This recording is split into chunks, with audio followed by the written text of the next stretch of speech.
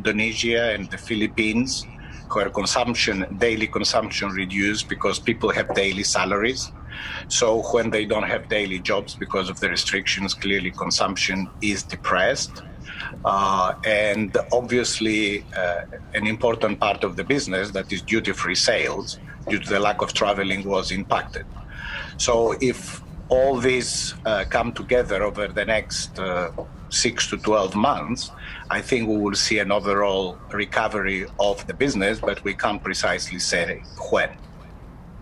Meantime, a report crossing this week that the Biden administration is considering mandating that cigarette makers reduce nicotine levels in their products to non-addictive levels. Here's what the Philip Morris CEO, who doesn't sell cigarettes in the U.S., had to say about that. I think this is something we will have to look at over a long-term horizon,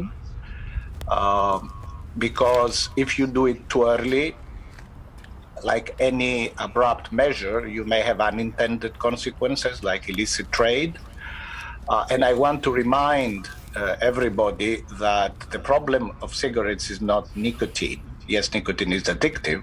So if cigarettes have much lower levels of nicotine, they are still at the very high risk of morbidity and mortality because you still have combustion.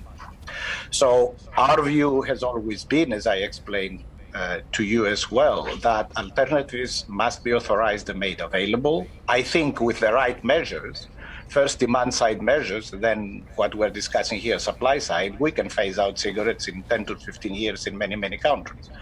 And I don't see why the US should be an exception.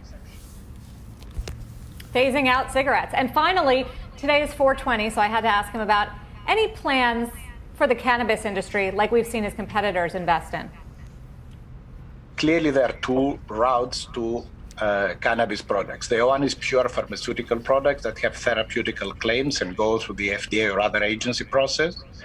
And then we have products that, like CBD, where we are evaluating their efficacy and also their toxicity, because clearly CBD is not zero toxicity product. So we have to know what is the right, dose to have efficacy without creating toxicity. And we're doing this evaluation. So I think it's premature for us to pronounce for a non-pharmaceutical product whether we will enter the category or not.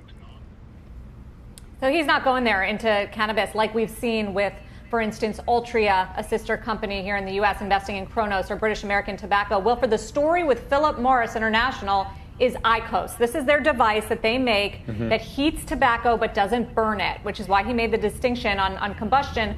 And it is portrayed by regulators and, of course, by the companies themselves as a healthier, as a better alternative to smoking cigarettes, which is why he's comfortable saying they're going to phase out cigarettes, and also why he's trying to paint Philip Morris as an ESG play. They're holding an ESG webinar for analysts and investors, which you would think is totally antithetical, and most investors would say, Philip Morris, ESG, but he's trying to make the case that they are trying to do better here and put in place friendlier